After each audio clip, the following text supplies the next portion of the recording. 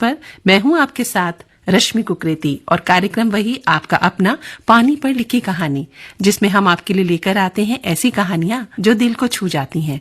इसी श्रृंखला में मैं आपके लिए लेकर आई हूं मेरी ही कलम से निकली एक कहानी जिसका शीर्षक है वापसी। आइए सुनते हैं।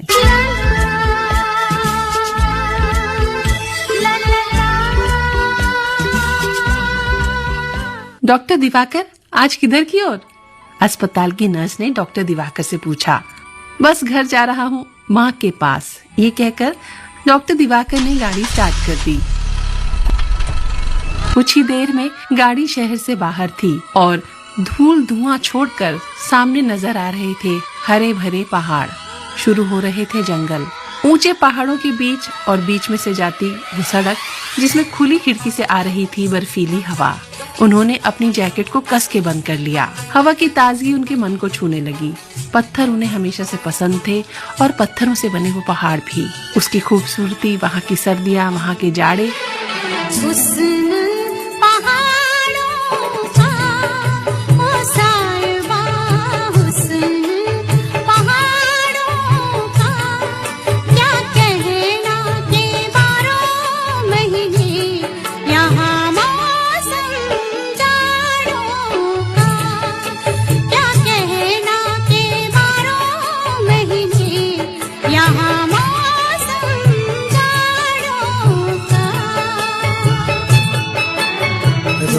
ये सुहानी है मेरी जान, रुत ये सुहानी है कि सर्दी से डर कैसा, संग गर्म जवानी है कि सर्दी से डर कैसा, संग गर्म जवानी है।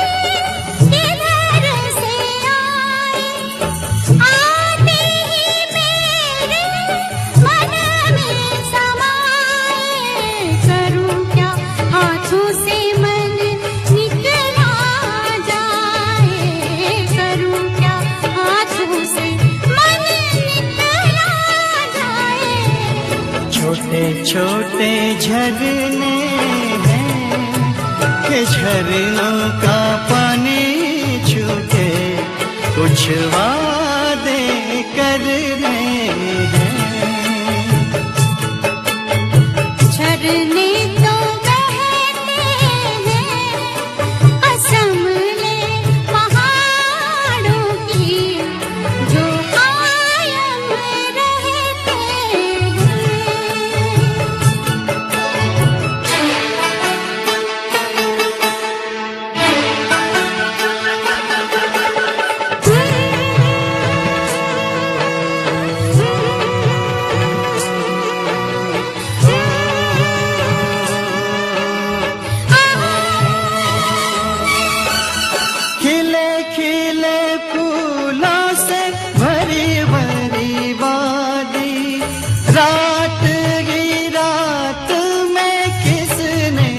सजा दी लगता है जैसे यहाँ अपनी हो शादी, लगता है जैसे यहाँ अपनी हो शादी।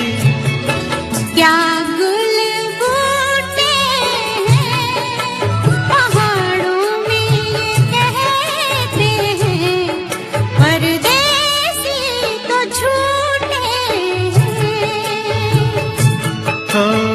हाथ है हाथों में रस्ता कट ही गया, इन प्यार की बातों में। दुनिया ये गाती है सुनो जी दुनिया ये गाती है कि प्यार से रसता तो क्या जिंदगी कट जाती है कि प्यार से रसता तो क्या जिंदगी कट जाती है। उन्हें याद आने लगे बचपन के वो दिन जब वो दौड़ते हुए दूर पहाड़ पर बने छोटे से प्राइमरी स्कूल के लिए निकल जाते थे और रास्ते में प्यास लगती थी तो छोटे छोटे जंगली आंवले खा लेते थे और फिर पहाड़ी सोतों से निकलता मीठा पानी पीते तो आंवले की मिठास और बढ़ जाती। वही थी उनकी पहाड़ी मिठाई। ये जंगल तब भी जानवरों से भरा हुआ था, लेकिन उन्हें डर नहीं लगता था। वो अपनी माँ के साथ पलाश और बुरांस के वनों में घूमता रहता। दिवाकर था ही अपनी माँ का दाहिना हाथ। दो ही तो प्राणी थे घर में। अनाज पीसती माँ का अथक परिश्रम देखकर किताब पढ़ता दिवाकर सोचता, कब करेगा वो अपनी माँ की परेशानियों को दूर। उस अनाज को देखकर कितनी ही गौरैया आंगन में उतर आती। अभी भी वो दिन उसकी यादों में बसे थे। अब तो वो कल्पना भी नहीं कर पाता था कि इन्हीं पगडंडियों पर दौड़ते भागते हुए वो स्कूल पहुंच जाता था और कंधे पर रहता था उसका बस्ता। माँ पीछे से देखती रहती जब तक कि वो आंखों से ओझल नहीं हो जाता। उन दिनों ना तो कोई फोन था, बस मन में ये संतोष था कि उनका बेटा स्कूल पहुंच गया है। उसका जीवन बहुत संघर्षों से भरा था, पर माँ के आंचल में संघर्ष महसूस ही नहीं होता था। उसे तो हमेशा छांव ही लगती थी। कौन सी है वो चीज जो यहाँ नहीं मिलती, कौन सी है वो चीज जो यहाँ नहीं मिलती। सब कुछ मिल जाता है लेकिन हाँ माँ नहीं मिलती।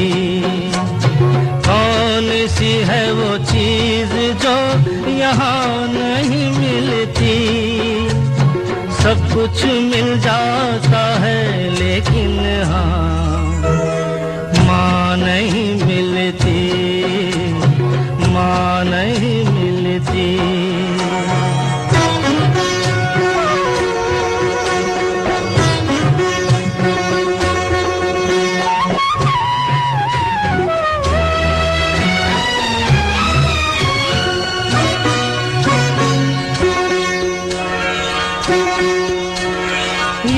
किसी को हो तो ऐसी बात सुनाए जिसमें कहीं ना कहीं माँ का नाम न आए। दुनिया में कोई ऐसी दास्तां नहीं मिलती। सब कुछ मिल जाता है लेकिन हाँ माँ नहीं मिलती। कौन सी है वो चीज जो यहाँ नहीं मिलती। सब कुछ मिल जाता है लेकिन हाँ माँ नहीं मिलती। हाँ माँ नहीं मिलती।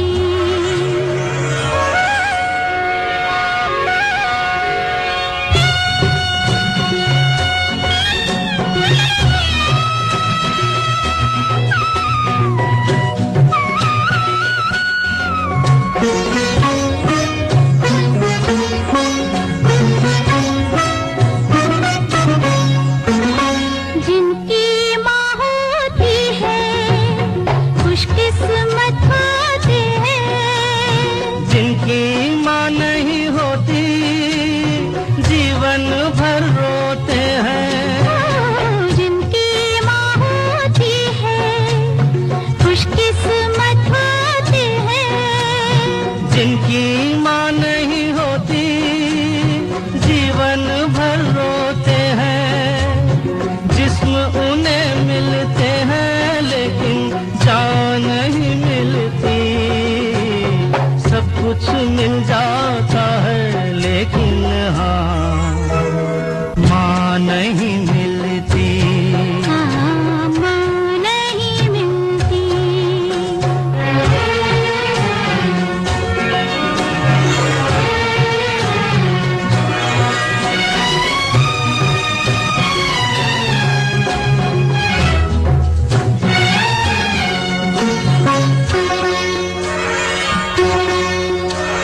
मंदिर पे भी ऐ मन कुछ राही नहीं रुकते, ईश्वर के आगे भी कितने सर नहीं झुकते।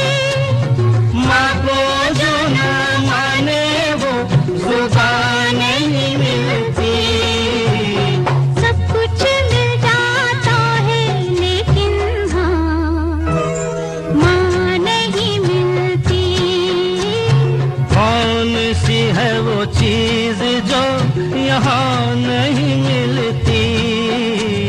सब कुछ मिल जाता है लेकिन हाँ माँ नहीं मिलती, हाँ माँ नहीं मिलती। गाड़ी पहाड़ी रास्तों पर हिचकोले खाते खाते उसको अपना घर दिखाई देने लगा, अपना गांव दिखाई देने लगा और साथ ही दिखाई देने लगा छोटा सा बाग, घर के सामने अखरोट के वृक्ष और पहाड़ी बेरियों की झाड़ियां।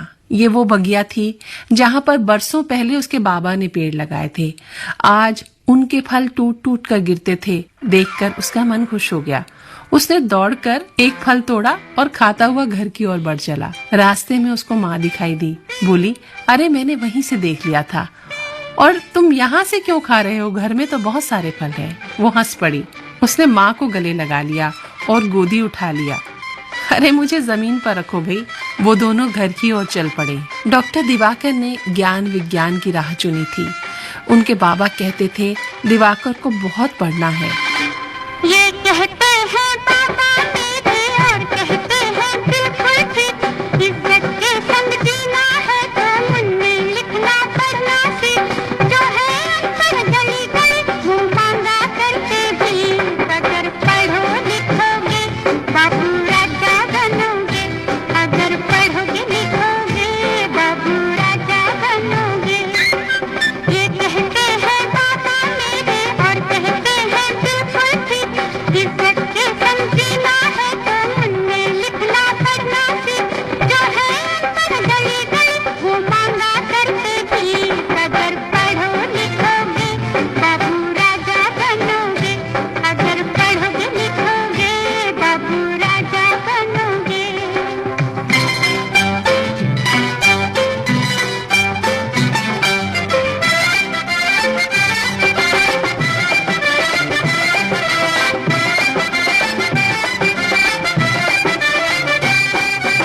उड़ जाए ना मिट्टी बनके दिन खेलों में बचपन के। ऐ मेरे अलबेलो कब कहता हूँ मत खेलो। ऐ मेरे अलबेलो कब कहता हूँ मत खेलो। पर इससे खेलो इसी कलम से होगी अपनी जीत। अगर पढ़ो लिखोगे बाबू राजा बनोगे। अगर पढ़ोगे लिखोगे बाबू राजा बनोगे।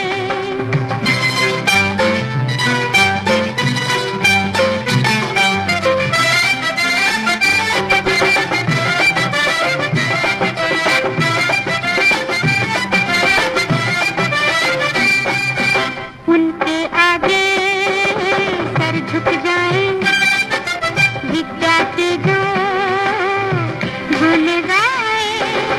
उनके पग में तारे अक्षर है जिनको प्यारे। उनके पग में तारे अक्षर है जिनको प्यारे। जग में उनका झंडा सदा उड़े पुस्तक से जिनको पी। अगर पढ़ो लिखोगे बाबू राजा बनोगे। अगर पढ़ोगे लिखोगे बाबू राजा बनोगे। ये कहते हैं बाबा मेरे और कहते हैं बिल्कुल ठीक, इज्जत के संग जीना है तो मुन्ने लिखना पढ़ना सीख। इस बात को कितने वर्ष बीत गए।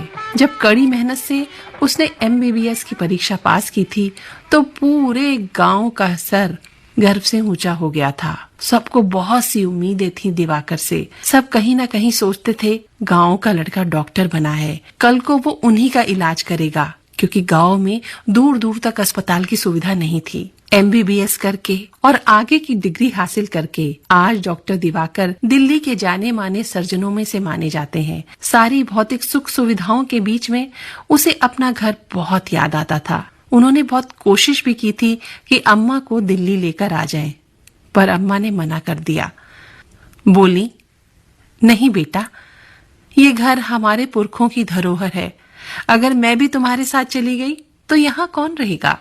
देखो ना, वैसे भी सब लोग तो घर छोड़कर जा ही रहे हैं शहरों की ओर। लेकिन माँ, मैं आपको कब तक यहाँ अकेला रहने दूं? दिवाकर ने कहा था। नहीं बेटा, मैं यहीं रहूंगी। तुम आते जाते भी रहोगे तो फिर यहाँ अकेलापन भी नहीं लगेगा। ये पहाड़, ये जंगल, ये सारे मेरे ही तो हैं।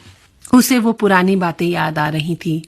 जब डॉक्टर दिवाकर ने माँ की ओर देखा तो लगा माँ का चेहरा थोड़ा और पीला हो गया है।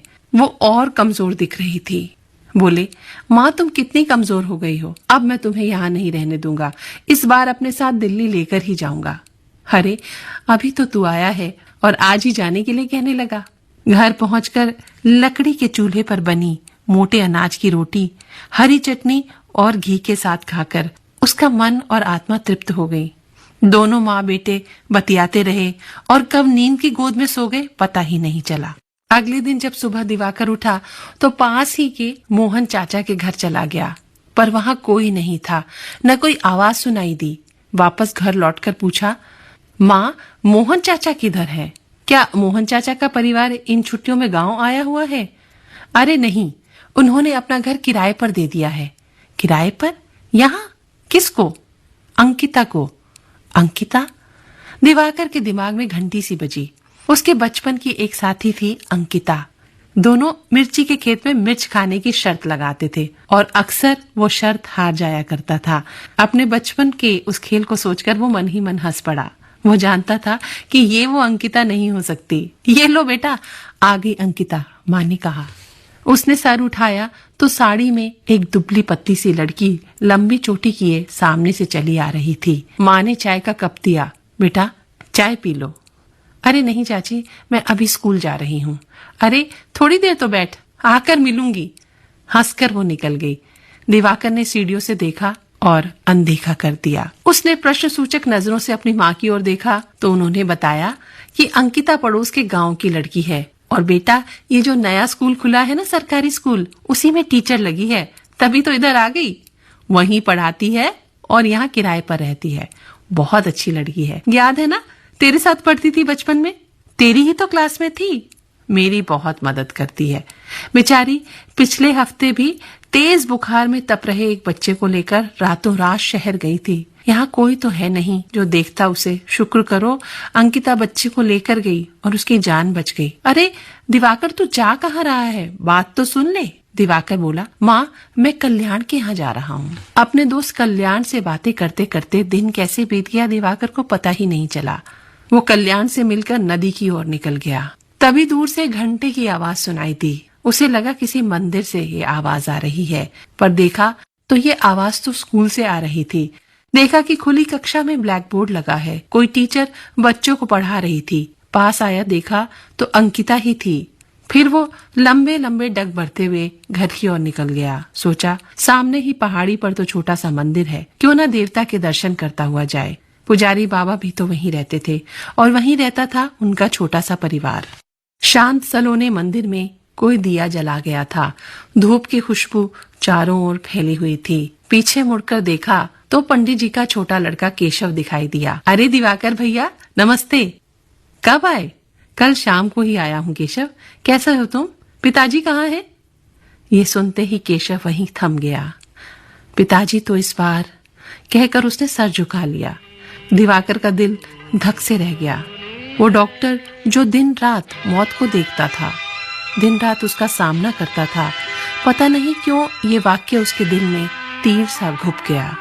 वो दयालु बाबा, वो पुजारी और उनके साथ बचपन के बिताए वो दिन उसकी आंखों के सामने घूमने लगे। डॉक्टर दिवाकर ने आगे बढ़कर केशव का कंधा थपथपाया, इधर उधर की बातें की और गांव लौट आए। पर एक गहरी उदासी उनके मन पर छा गई। कभी एक पल भी कहीं ये उदासी दिल मेरा भूले, तभी मुस्कुरा कर दबे पाँव आकर दुख मुझे छू ले, न कर मुझसे गम मेरे दिल लगी, ये दिल लगी बड़ी सूनी सूनी है जिंदगी, ये जिंदगी बड़ी सूनी सूनी है।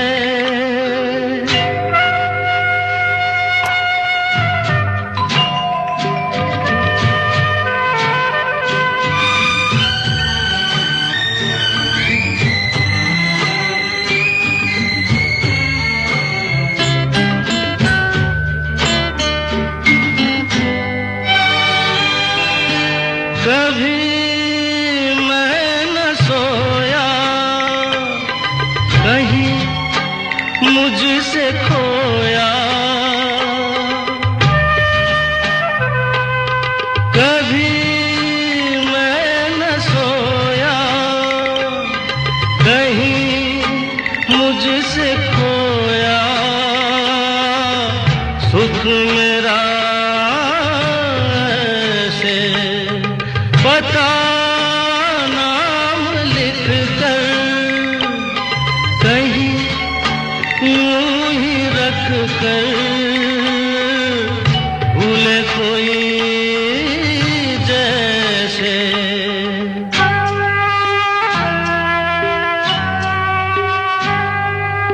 अजब दुख भरी है ये बेबसी, ये बेबसी बड़ी सूनी सूनी है जिंदगी, ये जिंदगी मैं खुद से हूँ यहाँ अजनबी, अजनबी बड़ी सूनी सूनी है। उन्होंने माँ से पूछा, तो क्या पुजारी काका ने कोई दवाई वगैरह नहीं ली थी? बेटा यहाँ कहाँ दवाई, ना यहाँ कोई छोटा मोटा डॉक्टर है, ना ही कोई वैद्य, बस प्रकृति ही माँ है, वही डॉक्टर वही वैद्य।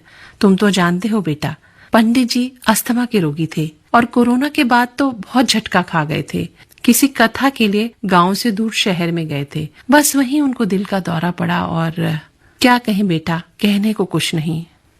दिवाकर को अब समझ में आया, उसके मन में अपनी माँ के स्वास्थ्य के लिए हमेशा चिंता रहती थी। वो जानता था पहाड़ों के अकेलेपन में उसकी माँ, मैं अब तुम्हें यहाँ नहीं रहने दूंगा, इस बार दिल्ली लेकर ही जाऊंगा। मैं कैसे जाऊंगी बेटा, अगर मैं चली गई तो अंकिता तो यहाँ अकेली रह जाएगी ना। दिवाकर ने नजरें उठाकर देखा तो अंकिता सामने खड़ी थी। ये मेरा बहुत ध्यान रखती है बेटा, तू चिंता मत कर, मुझे कुछ नहीं होगा। माँ, मैं आपको कुछ नहीं होने दूंगा। तभी अंकिता बोली, ये लो चाची, मैं आपकी दवाइयां लेकर आ गई हूँ। अरे दवाइयां मैं लेकर आया हूँ ना, दिवाकर बोला। अरे नहीं, ये तो आयुर्वेदिक टॉनिक है जो मैं चाची के लिए लेकर आई हूँ। आप दिल्ली जाओगे ना तो ये भी लेकर जाना। ठीक है अंकिता बेटी, माँ बोली। अब तू भी यहीं बैठ, यहीं खाना खा ले। कमरा जैसे भरा भरा सा लगने लगा, खिला खिला सा। दिवाकर वहीं बैठ गया, पसंदीदा आराम कुर्सी में। उसने आंखें बंद कर ली और बस रसोई में काम करती अपनी माँ को देखने लगा। छूकर मेरे मन को किया तूने क्या इशारा,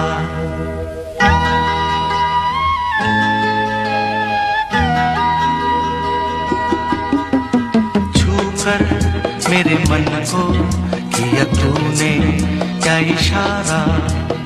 बदला ये मौसम लगे प्यारा जग सारा, छूकर मेरे मन को किया तूने क्या इशारा। बदला ये मौसम लगे प्यारा जग सारा, छूकर मेरे मन को किया तूने क्या इशारा।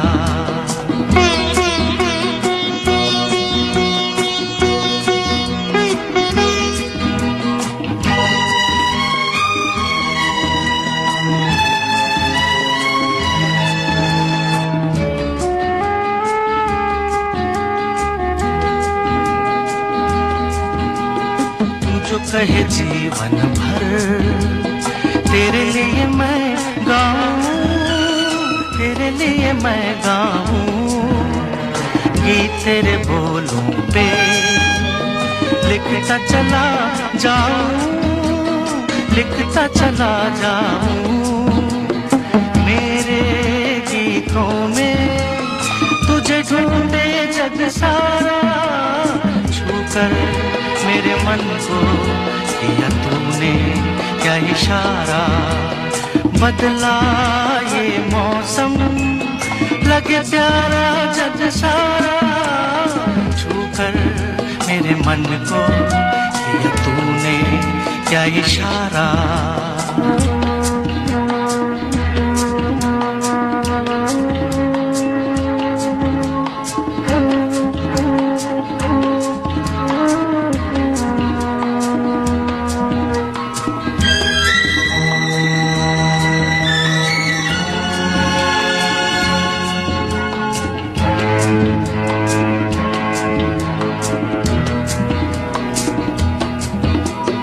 आजा तेरा आंचल ये प्यार से मैं भर दूं, प्यार से मैं भर दूं। खुशियां जहां भर की तुझको नजर कर दूं, तुझको नजर कर दूं। तू ही मेरा जीवन, तू ही जीने का सहारा, छूकर मेरे मन को किया तूने क्या इशारा। बदला ये मौसम लगे प्यारा जग सारा, छूकर मेरे मन को किया तूने क्या इशारा। उसके मन का तनाव और दिमाग की चिंताएं कपूर बनकर उड़ गई थीं। बेटा, बहुत रात हो गई है, जरा अंकिता को घर तक तो छोड़ाओ। वो आगे आगे निकल पड़ा और अंकिता पीछे। गांव कितना सुनसान हो गया है। पहले जैसा समय होता तो छोड़ने जाने की जरूरत ही नहीं होती। नहीं नहीं, मैं अकेले ही चली जाऊंगी, आप कष्ट मत कीजिए। नहीं नहीं, मेरा मतलब वो नहीं था। यहाँ सुविधाएं भी तो नहीं है, सब कुछ बहुत दूर है। सही कहा आपने, दुकान से अस्पताल, स्कूल, बाजार दूर दूर तक पैदल चलना पड़ता है। पर इस वजह से कोई अपना घर तो नहीं छोड़ देता ना। मैं तो यहीं पर हूँ, मेरी दुनिया यही है और मेरा स्कूल भी यहीं। और हाँ, चाची जी भी तो यही है। पर मेरा अस्पताल तो दिल्ली में है ना। दिवाकर बोले। आप यहाँ भी तो अस्पताल खोल सकते हैं डॉक्टर दिवाकर, अंकिता ने धीरे से कहा। वो चुप रह गया। बोला, लीजिए आपका घर आ गया। डॉक्टर दिवाकर वापस मुड़े तो एक जोड़ी आंखें अंधेरे में उनका पीछा करती रहीं। अगले दिन डॉक्टर दिवाकर को वापस दिल्ली जाना था। वो जानते थे कि अस्पताल के कई मरीज उनका इंतजार कर रहे होंगे। बहुत सा काम बाकी था। माँ लगी थी सामान बांधने में। अपने बेटे के लिए अपने हाथ से बनाया गया कितना ही खाने पीने का सामान गाड़ी में रख दिया था। जब डॉक्टर दिवाकर अपना सूटकेस गाड़ी में रखने आए तो देखा साथ में अंकिता भी खड़ी है और माँ की मदद कर रही है। पता नहीं क्यों उनके मन के एक कोने में संतोष भर गया। एक मन जो हमेशा यही रहता था, इन्हीं घाटियों में, उस मन में घाटियों की ठंडक उतरने लगी। वो लंबे लंबे कदम बढ़ाता हुआ गाड़ी की ओर निकल गया और दरवाजा खोल दिया। ध्यान से जाना बेटा, माँ ने कहा। डॉक्टर दिवाकर ने माँ के चरण छुए। माँ, क्या तुम सच में साथ नहीं आओगी? माँ मुस्कुरा दी, बोली, मेरी जगह वो नहीं है बेटा, और हंस पड़ी और मुस्कुरा दी। डॉक्टर दिवाकर की नजरें माँ के पीछे खड़ी अंकिता से टकराई। बोले, सोचता हूँ अस्पताल की नौकरी छोड़कर यहीं पास में अपना एक छोटा सा क्लिनिक खोल लूं माँ। यहाँ के लोगों को भी तो मेरी जरूरत है। उनकी नजरें फिर अंकिता से मिली। दो बड़ी बड़ी आंखें जमीन को देख रही थी। इधर माँ कहे जा रही थी, बेटा ये तो बहुत अच्छा है, ये तो तुम्हारा अपना घर है, तुम्हारी अपनी धरती, तुम्हारा अपना गांव, तुम्हारी जरूरत है यहाँ। बच्चे बाहर पढ़ने तो जाते हैं पर यहाँ कोई लौट कर नहीं आता। उसके बाद बस शहरों में बस जाते हैं। काश वो वापस आते अपने गांव की ओर, यहाँ आकर डॉक्टरी करते। अगर तुम यहाँ आओगे तो पता नहीं कितने लोगों के प्राण बचेंगे।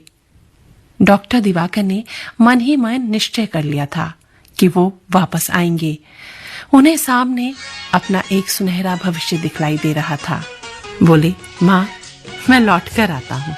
माँ और अंकिता के चेहरे पर मुस्कुराहट थी। मुझे तुम याद करना और मुझको याद आना तुम, मुझे तुम याद करना और मुझको याद आना तुम। मैं एक दिन लौट के आऊंगा, मैं एक दिन लौट के आऊंगा, ये मत भूल जाना तुम। मुझे तुम याद करना और मुझको याद आना तुम।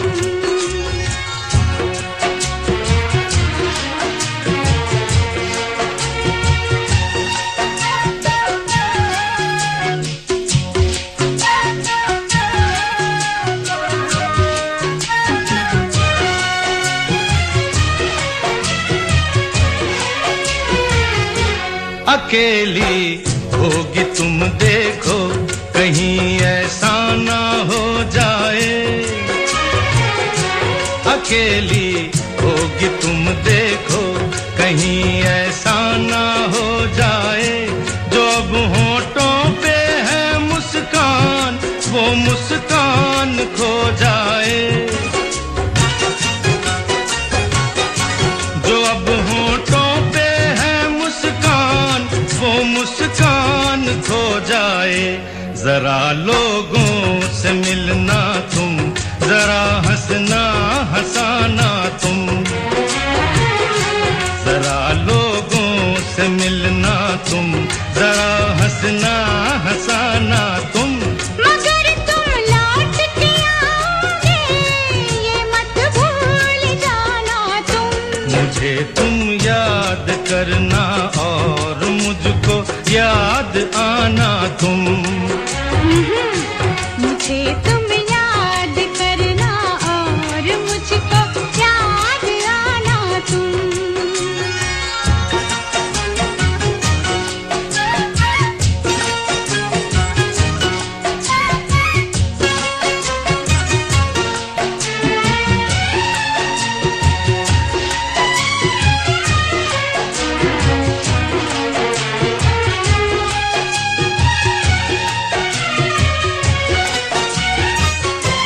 अगर लड़की तुम्हें कोई मिले जो खूबसूरत हो, अगर लड़की तुम्हें कोई मिले जो खूबसूरत हो, तुम्हारी दोस्ती की शायद उसको भी जरूरत हो, तुम्हारी दोस्ती की शायद उसको भी जरूरत हो। अगर वो पास आए मुस्कुराए, मुस्कुराना तुम। अगर वो पास आए मुस्कुराए, मुस्कुराना तुम। मगर मैं लौट के आऊंगा, ये मत भूल जाना तुम। मुझे तुम याद करना और मुझको याद आना तुम। मुझे तुम याद करना और मुझको याद आना तुम। मुझे तुम याद करना और मुझको याद आना तुम। मुझे तुम याद। तो दोस्तों, ये थी कहानी वापसी, जिसे मैंने आपके लिए लिखा था।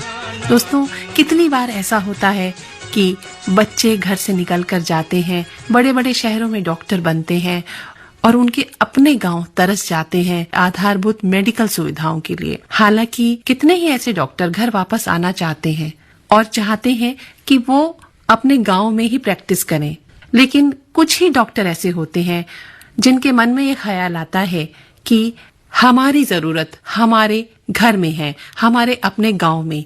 ऐसी ही थी ये कहानी डॉक्टर दिवाकर की, जो वापस अपने गांव आए और अपने गांव वालों के लिए उन्होंने काम किया। और इसी के साथ मैं ये कार्यक्रम यानी पानी पर लिखी कहानी से चाहती हूँ आज्ञा। रश्मि कुकरेती आपसे कहती है नमस्कार। पानी पर लिखी कहानी।